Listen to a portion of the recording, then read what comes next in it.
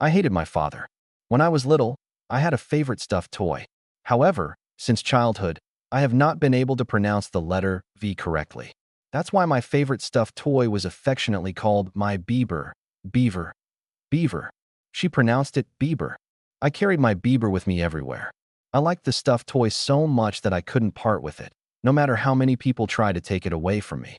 My cousins and sisters always tormented and teased me by playing stay away. But I knew the secret to getting my Bieber back. All I had to do was cry, and the boys quickly stopped their games. One evening, I left my Bieber in the yard. Shortly after dinner, I realized that I had left my Bieber on the street. Now I have to tell you that we used to live outside the city. Let me make it clear to you that when I say it was dark outside, I mean pitch black. It was such a dark place. When you walk down a dark alley and you don't know which villains are hiding in the dark.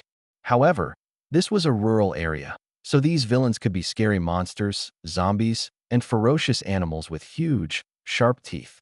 And what's even worse, dark storm clouds were approaching. My Bieber could have been washed away by the rain. But don't be afraid. I knew what to do.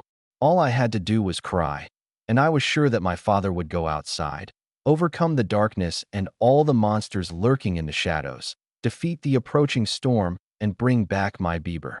After all, no one likes it when a girl cries. All the boys melt and do what I want when I don't get it. But not my father. No, he had the audacity to tell me to go and get him myself. Despite all my tears, sobs, and pouting lips, my father refused to go and pick it up for me. How could he do this to me?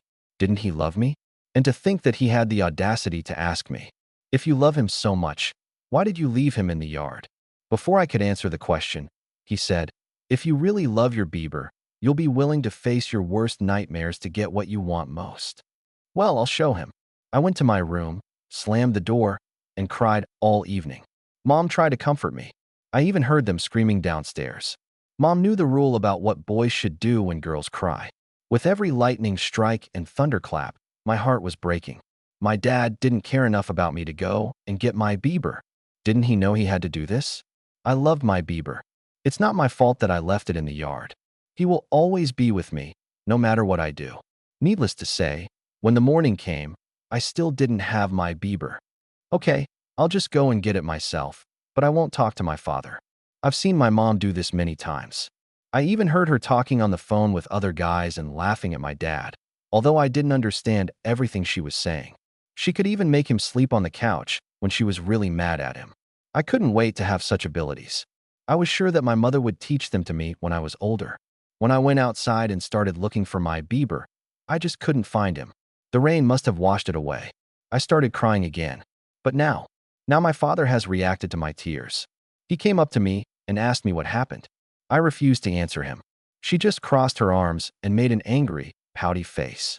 With furrowed brows and compressed lips, I just glared at him. I've seen Mom look like that when she's angry. Maybe it will work for me too? Not for the world. My father just laughed and told me to go get the mail. I stood my ground. I wasn't going to let him laugh at me like my cousins did. I was going to be just like Mom. She just had more practice at it. Although I must admit that when my father raised his voice and demanded that I go get the mail, I lost my resolve. The last thing I wanted was a spanking. It wasn't like my father had ever raised a hand against me, but the tone of his voice was quite intimidating. So I walked down the gravel path to the row of mailboxes. On the way, I kicked rocks, pouting and muttering curses about how I wanted my father to disappear forever, or how he needed to be left in the dark with all these monsters. Let's see how he likes it. It was my favorite stuffed toy, but he didn't care. When I got to the mailbox, the tears started flowing even harder than before. But they weren't tears of sadness. They were tears of joy. Inside the mailbox, protected from the torrential rain that had fallen the night before, was my precious Bieber. It wasn't corrupted. He wasn't lost. He was safe and sound, and now I have him back in my hands. I was never going to let him go again. I promised Bieber over and over again that I truly loved him and that I would never leave him again. I hated my father. Although I realized that crying wouldn't work on Dad, Mom didn't give up. The screams didn't stop. Doors were slamming. Dishes were breaking. And phone calls when my father was not at home became more frequent. I could never really hear what my mom was saying because she was whispering into the phone. But I could hear her giggling. Besides, she always hung up when her father came into the house. One evening, there were no screams or screams. There was no crying, no tears. Mom just went into her room, packed a couple of suitcases, and left the house. An unknown man in a red pickup truck was waiting for her in the driveway. She threw her suitcases into the back, climbed into the cab, and didn't look back. I couldn't believe it. Was Mom leaving? And who's going to teach me the rules of the crying game? Who's going to show me the power she used on my dad to make him sleep on the couch? She was supposed to teach me everything. Of course, my father spent hours explaining to me that her departure was not a mistake, that it was a problem between him and Mom. He said that they both love me, but they need a little time to settle their differences. I was so mad at him for making Mom leave. I even threw back at him. If you really love her, you would overcome your worst nightmares and follow her. Let me tell you something about my father. He was a big man, at least in the eyes of a child. He was strong. Superman couldn't compare to him. When a child sees this giant man breaking down and crying for the first time, it changes everything. Mom made me see that he has a gentle side. He was a weakling. I think that's the word she used on the phone, talking to one of her friends. Unfortunately, I was still developing the abilities that my mother had. Even though my parents were getting divorced, I still had to stay with my father. I begged and begged to live with my mom. After all, my father was a weakling. Besides, I needed to find out what other power girls have over boys. As luck would have it, my father insisted that I stay with him. He made it so that I never saw my mother in the courtroom, at the divorce hearing, or even when I was talking to the judge. He made sure that she was never there. Moreover, he made me celebrate only one Christmas. All my friends who went through a divorce said they loved Christmas. Instead of one family Christmas, they had two. Some of them told how one parent always felt guilty and overwhelmed them with gifts, while the other gave them only a few gifts, but they were very expensive. Why have I never received this? Why didn't I have that kind of power? You see, this is all my father's doing. If I lived with my mom, I would know how to spend 2 Christmases. I hated my father. When I got older and started high school, I hated doing homework. I hated going to classes, especially biology. Do you know how disgusting it is to open a worm? It was even worse when we had to open the pig. The smell was just awful. It was like walking into the men's locker room after soccer practice, but the smell was even stronger. Who needs an anatomy? Who needs recessive genes and chromosomes? In real life, people don't discuss such things. Fortunately, I discovered that there are other people who hate their parents as much as I hated my father. I took every opportunity to spend time away from home and from my father. Even though I knew my friends hated their parents, I envied them. I went to these huge houses in residential areas. They had all the latest gadgets, computers, and all that. My father never had anything like this. It was another reason to hate my father. He didn't buy me all these cool things. It was another opportunity that I lost. And it didn't end there. No. The worst part was going on dates. I went on dates with a very cute boy. He did things that made my heart skip a beat, whether it was rushing through the city at almost 100 miles per hour or sneaking into places where we weren't supposed to be. Danger and excitement made my heart beat faster. I was trapped between fear and a rush of adrenaline, like on a roller coaster. So when the guy kissed me, it felt like the whole world was spinning. My head was in the clouds. This guy lifted me to heights that I never thought possible. Unfortunately, my father was able to bring me back to earth quickly. When the guy drove me home, my father was waiting for us. He had a couple of rifles, which he was cleaning when we arrived at the house. He made me go up to his room to talk to my boyfriend. Needless to say, I never dated this guy again. From that evening on, the boys stopped seeing me because they were afraid of my father. I knew it was useless to cry on the stairs. If I'm not home by nightfall, he'll just come looking for me. It was even more humiliating than the incident of cleaning the gun. I couldn't believe my father was doing this to me. He was ruining my life. Just because mom left him for some handsome guy didn't mean he could take it out on me. But there comes a time in a child's life when he begins to look at his parents differently. While I was being punished for another violation of the rules set by my father, I decided to tidy up one of the dressing rooms.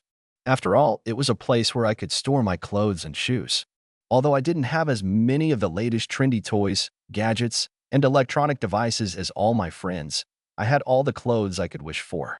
Walmart fashion might not be as trendy as Aeropostale or Abercrombie & Fitch, but the opportunity to buy 3 t-shirts for the price of one seemed reasonable to me. I was making my money hard, and I wasn't going to spend it on a blouse that would go out of fashion by next year. Okay, maybe my dad's teachings weren't so bad. This wardrobe was in desperate need of cleaning. Time must have forgotten about this place, because there were cobwebs everywhere. Okay, maybe not everywhere, but it was definitely there when you first enter the wardrobe. The one that you can't see, that gets in your hair and sticks to you no matter how many times you try to shake it off. Some of the clothes hanging in this wardrobe were clearly from another time. I couldn't believe that people actually wore some of these things on their own. While putting old things in trash bags to give to Goodwill, a charity, I found my parents' wedding album and some other memorabilia. Flipping through the album, despite the outdated fashion and long-forgotten hairstyles, I saw that my mother looked absolutely gorgeous in her white wedding dress. I could see in her eyes how much she loved my father. In addition, my father, who never wore a tie or jacket, looked very elegant in his rented tuxedo. Each photo brought back memories of the time when my parents were together, when they were in love. But like the faded photos in the dust-covered album, it was so long ago.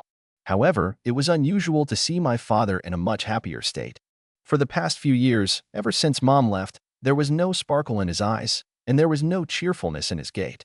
The only time I could see such a reaction was when I won some kind of award at school, no matter how stupid it might be. No matter the event or the occasion, my father was always there to support me. In my mind, he was doing this to embarrass me indefinitely. But after looking at these photos, I started to wonder if I wasn't seeing things as clearly as I should have.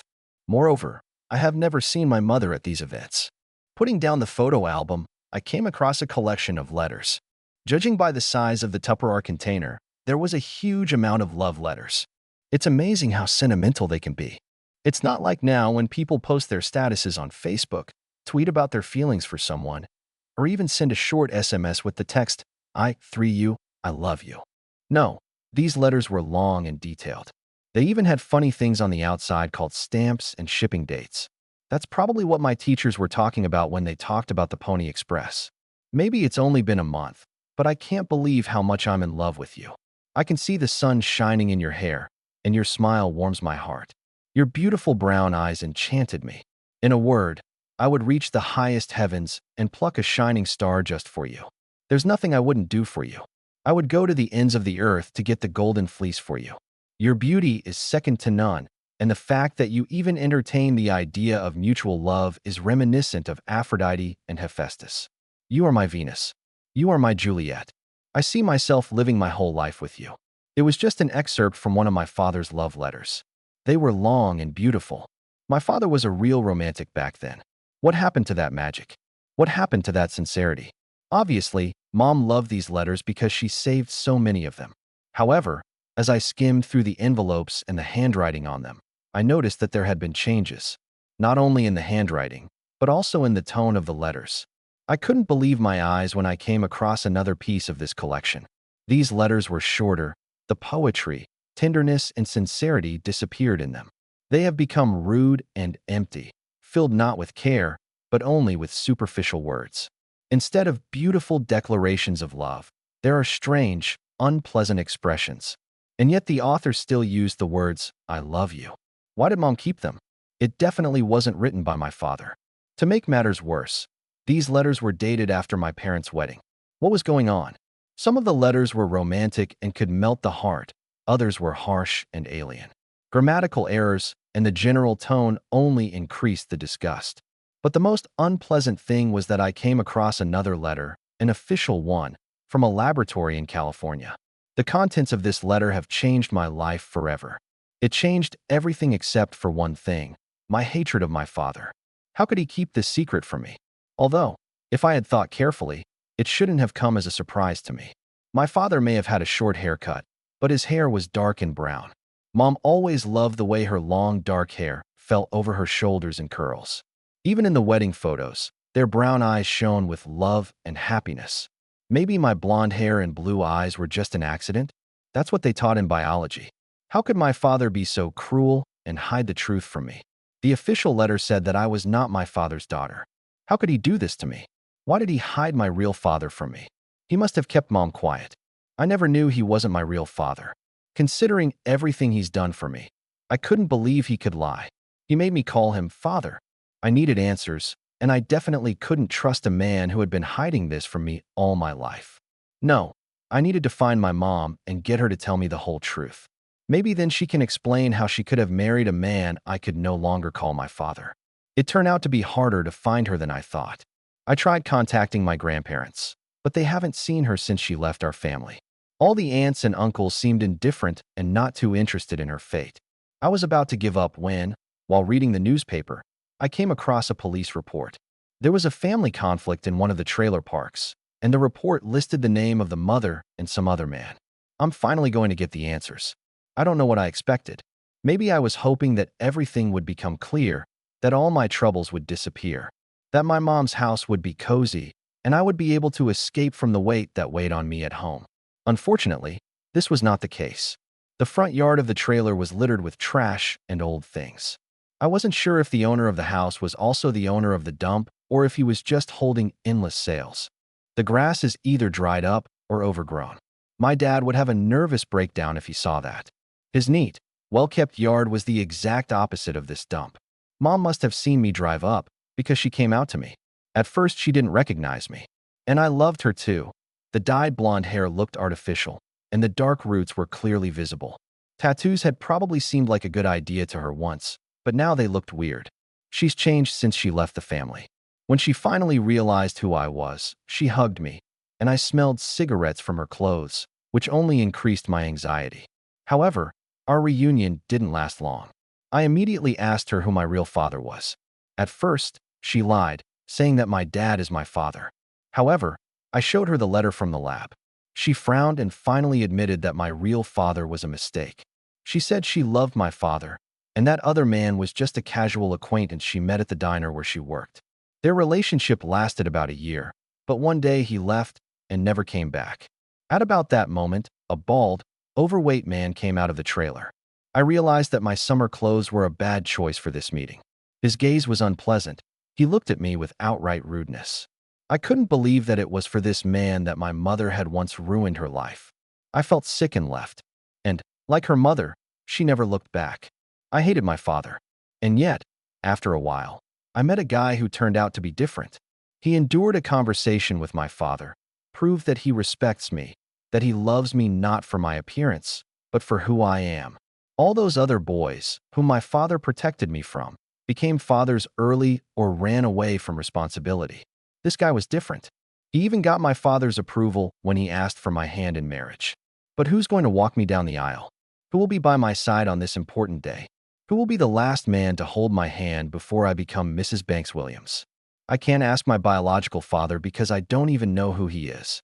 I'm certainly not going to ask the person my mom is living with for this. Just thinking about it is enough to make me uncomfortable. No, it's my father who should hand me over to my fiancée. My father raised me like his own daughter. He loved me as if I were his own blood and flesh. He always took care of me and gave me everything a child could want. He forgave my mom for her mistakes because he loved her and believed that she had changed, even despite all that she had done. He taught me to distinguish between true love and simple affection. He explained to me that love must be unconditional, but it must be mutual. He taught me that you need to be ready to do anything for the sake of a loved one if that person responds in kind. My father also taught me the difference between life and existence. Existence is a moment that is easily forgotten, and real life, especially with a loved one next to you, stays with you forever. Many in our city considered my father weak, but he was stronger than any other man I knew. Can you name me a man who is able to accept that a child is not his by blood, but raises him and loves him as his own? That's exactly what my father was like. I hate that he passed away without hearing from me how much I love him, and I will always be grateful to him for everything he taught me. And if my fiancé can't understand why I want to keep my maiden name along with my new one, so that I can always remember my father, then he doesn't know me and doesn't deserve me. Daddy, I love you so much. There was not a single person with dry eyes when Melissa Banks came down from the podium and knelt in tears at her father's coffin. Her fiancé, Aaron Williams, rushed to her side to support her in this difficult moment. It was then that he fully understood his future wife and no longer objected to her desire to add her maiden name to the new one. Even those who had previously condemned her mother's mistakes fell silent and turned away in shame. The only word spoken was a quiet amen from the pastor.